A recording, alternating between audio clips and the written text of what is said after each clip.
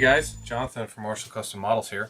Well, I put on my Facebook page a couple days ago that I have been working with George over at Timeslip Creations the past several months on a project. And after several months of working with him and several months of him building it for me, George finally finished it, and I left this previous Thursday to drive out to Chicago to go pick it up. And I now want to finally reveal what I've been working with him on for the past several months and what I was able to get my hands on. Alright, I'm going to zoom out so you guys can see. So as some of you know, George at Timeslip Creations created a studio scale enterprise refit. This thing is 8 feet 4 inches long, 4 feet wide, 2.5 feet tall. She's a beast, to put it mildly. George had stopped making these a while back, but I'd gotten to know him through a friend, and just through more conversation with each other, he graciously offered and agreed to build me an enterprise. To my knowledge, he told me that they are now 100% discontinued, but I was just so thankful to be able to get my hands on one. I love this ship, and I've always wanted to build a studio scale one since I discovered them about 5 years ago. Alright, well, as you can see here, some of the parts. This is the neck, a little bit bigger than the 1350 refit neck by Polar Lights. This is the lower sensor dome. You have the shuttle bay frame with the shuttle bay door. You have the deflector dish housing. See how big this thing is. You're talking 6 inches, maybe 7 wide. I haven't measured, I'm guesstimating, but it's at least 6. But then I'll zoom in, and I want you guys to take a look at some of this stuff. So this right here is the bridge and the BC deck from the Polar Lights 1350 Enterprise refit. This is the bridge and BC deck for the studio scale Enterprise refit I got from George. And I put this up because I wanted you guys to see the size comparison. So I mean, it's just huge. And you can see the officer's lounge windows, the size of them. I can get all 4 fingers, 1 finger. And then over here, this is the officer's lounge. This is one that I scratch built to be more accurate to the motion picture. This is the one that comes with the kit.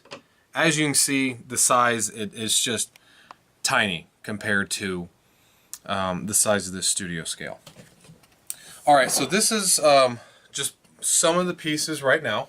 I'm going to reposition the camera, and I'm going to put a few more pieces up so you guys can see more of this model. Be right back. Alright guys, here are a few more parts. I've shown you some of this, the neck, but this is the secondary hull. I mean, compared to the Enterprise refit, the refit fits in my hand. I can wrap my hand around a lot of it. I clearly can't do that with this guy. Okay, she's huge. But I wanted to give you an idea of the scale. So this section will go back here and adhere to the back. Okay, so that adds on the back end of the shuttle bay. The deflector dish housing are a couple different parts. I will modify it so this section can unscrew and I can have access to circuit boards, mounting, and whatnot, and whatever else I may need. Then the deflector dish housing base will glue right onto the front, like that. So that's about a little bit shorter than what she's going to be. But then, the neck is going to sit roughly like this.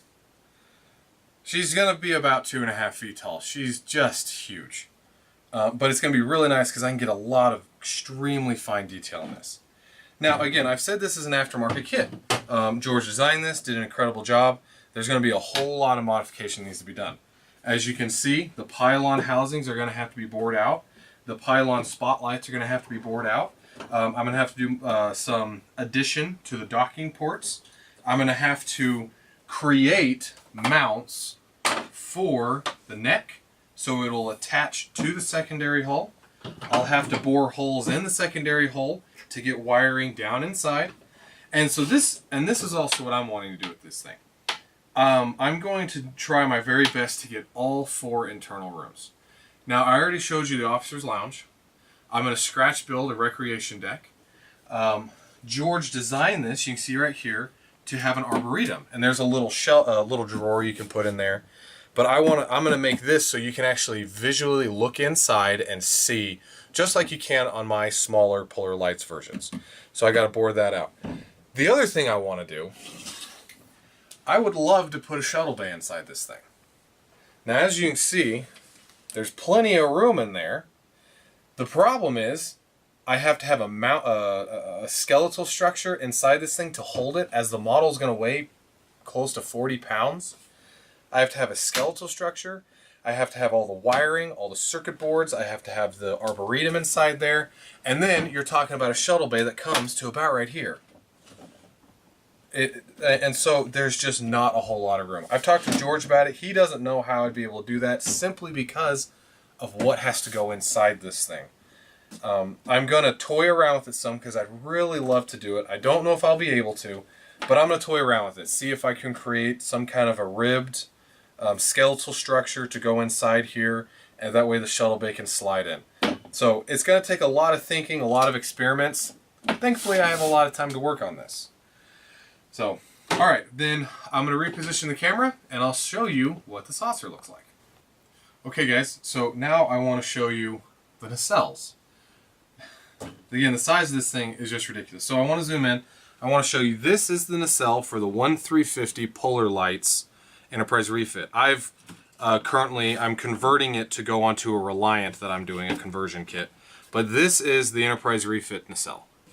This hog is the studio scale Enterprise refit. The nice thing about this stuff, it is 100% fiberglass.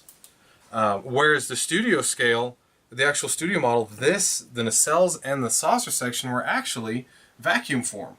They were designed to be used for filming, and then that's it. They were vacuum form. So this being out of fiberglass, I think it's actually really funny how this model will last longer, is more durable and stronger than the one made for the movie.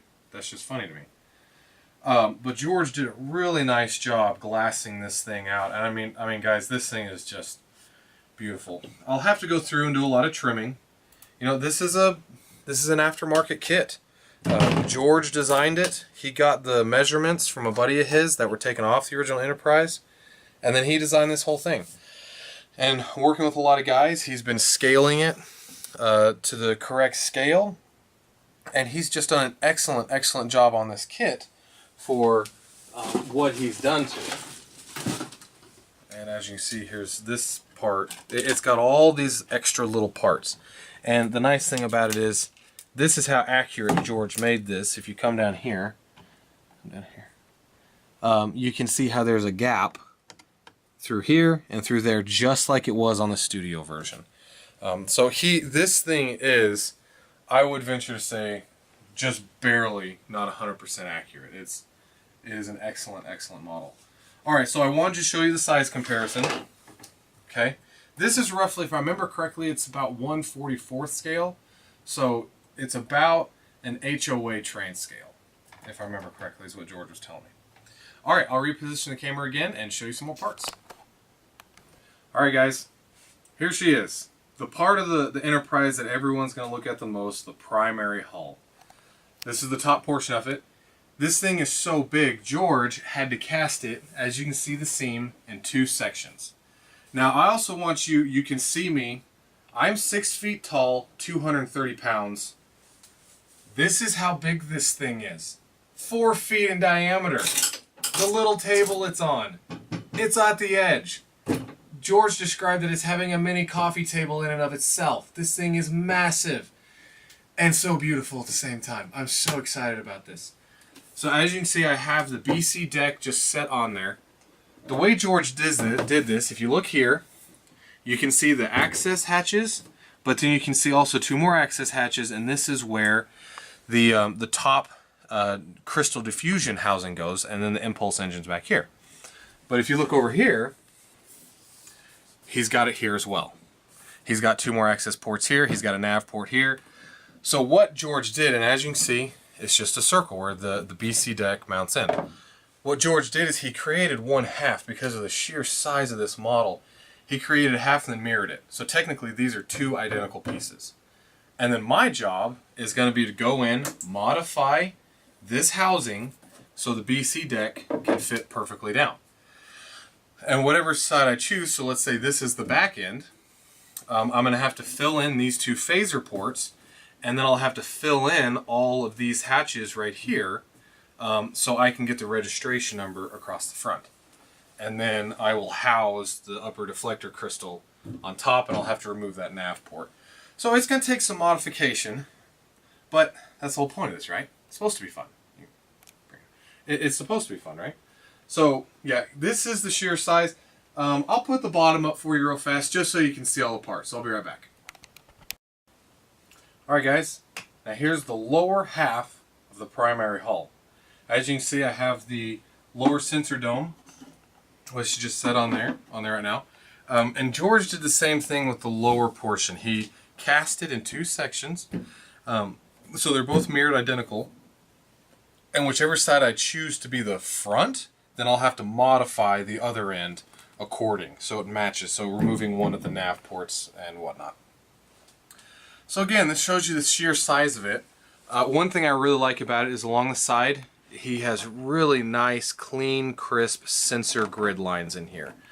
As any of you who ever built the Polar Lights version know that those sensor grid lines are a nightmare to get out clean, to fill in the gaps, just a nightmare. But George, it was really nice. It's one solid casting.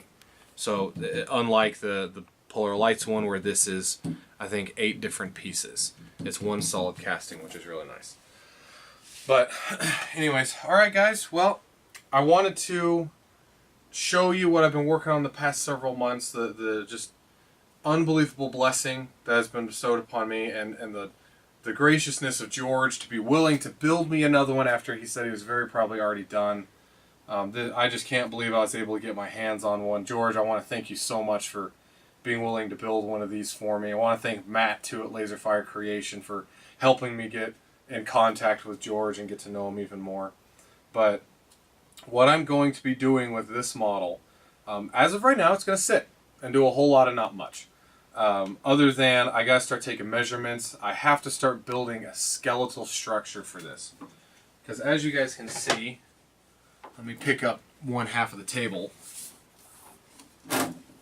These are 100% fiberglass as well, which again, as I said earlier, on the studio model, these were vacuum formed, so not tough at all.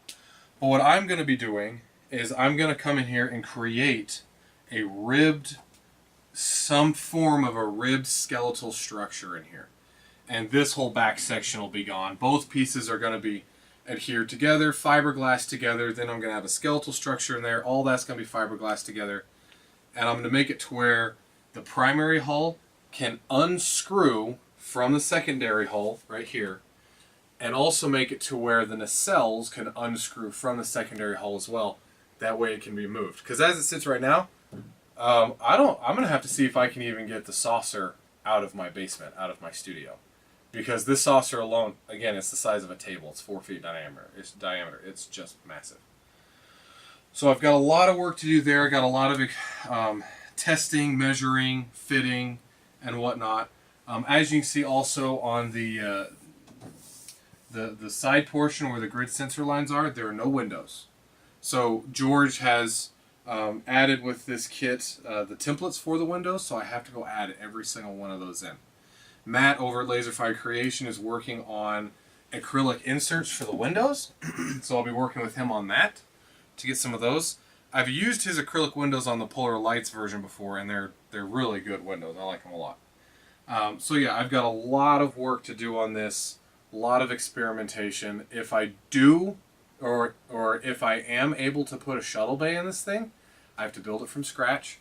I have to build an arboretum from scratch. I have to build a recreational deck from scratch. Thankfully, I don't have to build an officer's lounge from scratch, but the shuttle bay alone is going to take me several months. This model will take a couple of years to get figured out. Once I get it figured out, it's going to take about 2 years to fully construct. She is going to be an absolute beast. And I'll let you guys know. It's like I plan on holding on to this a while, looking at it, enjoying it. But if anybody ever approaches me to buy it, I will be open to that. So just as a heads up to everyone, that I will be open a couple years down the road to sell the completed built version, which it's going to be pretty sweet, the control panel, what I'm going to do to this thing. It's going to be awesome. All right, guys. Well, I wanted again to show you what I have going on, what is eventually going to be coming up on my bench, and just to also show you something that's so rare, so incredible, such an iconic piece of history. There's less than 15 of these in the world. We're not 100% sure which number. George says he thinks this one's number 13, and that's it. That's all he's building. He's done. So there are 13 of these in the world, and I was very thankful to get my hands on one. So, all right, guys. Well, I hope you've enjoyed the video. When I do build it, it's going to be a huge building process. Photos, videos, time-lapse. It's going to be a very big deal. It'll be all over my Facebook page, all over my YouTube channel. Stay tuned for that. Again, that'll be a few years down the road.